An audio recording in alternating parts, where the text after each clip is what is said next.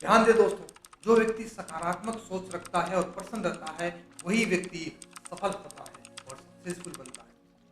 नमस्कार दोस्तों, मैं हूं प्रशांत और आप देख रहे हैं रियलिटी ऑफ लाइफ। एक अमित नाम का लड़का था जो बहुत ही आज्ञाकारी, संस्कारी लड़का था और पढ़ाई में भी बहुत होनहार था और उसका इंग्लिश सब्जेक्ट सबसे अच्छा था और इसी के साथ वो हर बार कक्षा में अव्वल आता था, फर्स्ट आता था और इंग्लिश में हर बार अच्छे नंबर लेके आता था।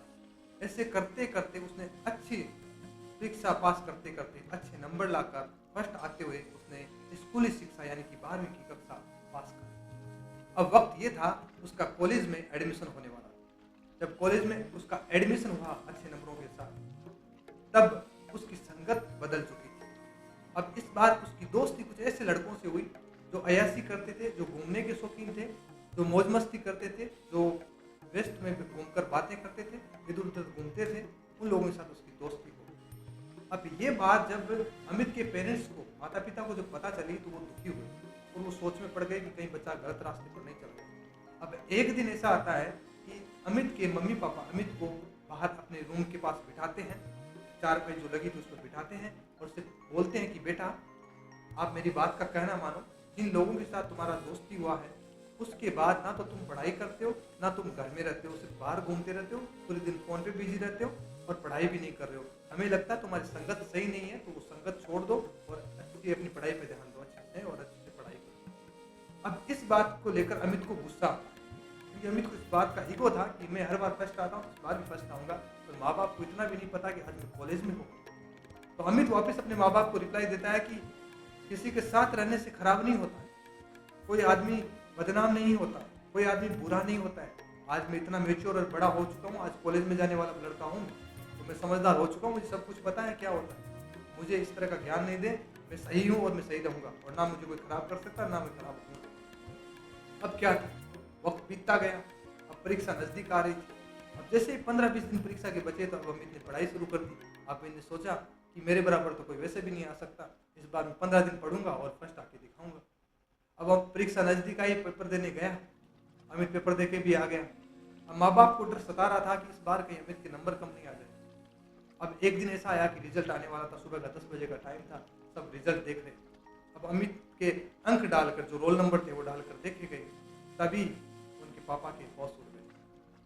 मम्मी भी आंखों से नम हो चुकी थी और अमित नीची गर्दन झुका चुका था क्योंकि इस बार अमित एक विषय में फेल आ चुका था और वो विषय जिसमें इंग्लिश की बात कर रहा था, जिसमें सबसे ज़्यादा नंबर आते थे और उसी विषय में वो फेल हो गया। अब ये शर्मिंदगी अमित सहन नहीं कर पाया और वो घर छोड़ के बाहर जाना बंद कर देता और घर के एक कमरे में ही रहने लगता और पूरे दिन सोचता रहता है, टेंशन में, चिंता में रहने लगता। अब ये बात उनके माँ बाप को राज नहीं आ रही, उनको और ज़्यादा चिंता हो रही थी अमित को लेकर।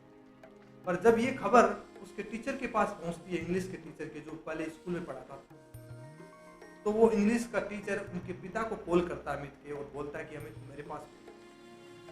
तब अमित के पिता अमित को बोलते हैं कि आप उस टीचर के पास जाओ, आपका टीचर आपको बुला रहा है। अब शाम का समय था और सर्दी का मौसम। अमित अपने टीचर के वहाँ जाता है। वहाँ जाकर देखता है कि टीचर बाहर जो आग वाली सीढ़ी होती है उसमें कोयले डाले हुए थे और वो जल रहे थे, वहाँ पर टीचर आग सेक रहे थे और बैठे थे। अमित भी उनके पास जाकर बैठ जाता। 15 मिनट निकल गए, ना तो टीचर कुछ बोलता है ना अमित कुछ बोलता है। अब धीरे धीरे टाइम निकला, 15 मिनट हुई तो टीचर ने जो आग जल रही थी उसमें कोयला पड़ा था जलता हुआ, उसको निकाला और निकाल कर ठंडी मिट्टी में डाला। जैसे ठंडी मिट्टी में डाला तो कोयला वहीं घुसकर ठंडा हो गया। अब अमित ने रहा नहीं गया अमित से और अमित ने अपने टीचर से पूछा कि सर आपने ऐसा क्यों किया, अभी तो ये कोयला खत्म ही नहीं हुआ था, आपने उधर क्यों रखा।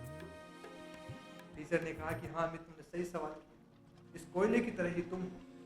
जब तुम स्कूल में थे तो बाकी जलते हुए कोयलों की तरह तुम भी जलते हुए एक चमकते हुए सितारे थे, लेकिन जब आप कॉलेज में गए तब आप इस मिट्टी के बराबर के जैसे लोगों में मिले और आप भी ठंडे हो गए। उस कोयले को वापस उठाया और आग में डाला।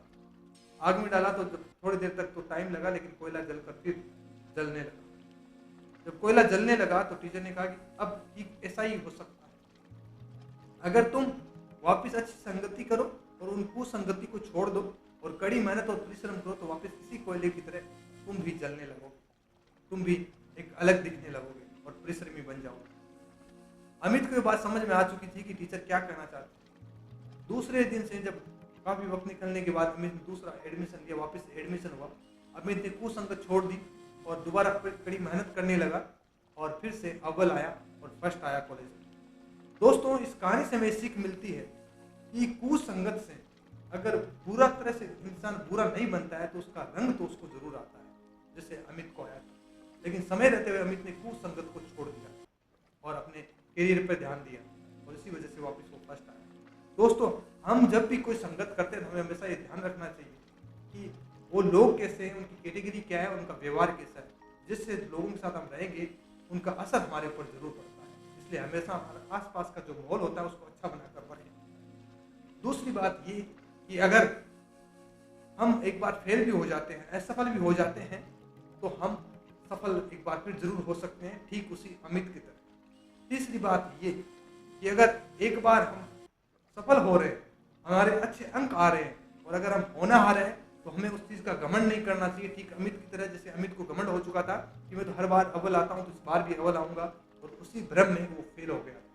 तो अगर आप होनहार भी हैं और कुछ कर रहे हैं तो ये ना मान बैठे कि मैं तो अब सबसे तेज हूँ, मैं तो तेज ही रहूँगा, और मेहनत करना नहीं छोड़ेंगे। मेहनत को जारी रखें, लगातार मेहनत करते रहें, आप एक दिन बड़े सक्सेसफुल इंसान जरूर बनेंगे। आई होप दोस्तों, छोटी सी कहानी से आपको ये 3 बड़ी बातें सीखने को मिली होगी। मैं हूँ आपका दोस्त प्रशांत, इसी के साथ मैं आपसे विदा लेता हूँ। उम्मीद करता हूँ नेक्स्ट वीडियो फिर मिलेंगे। सभी का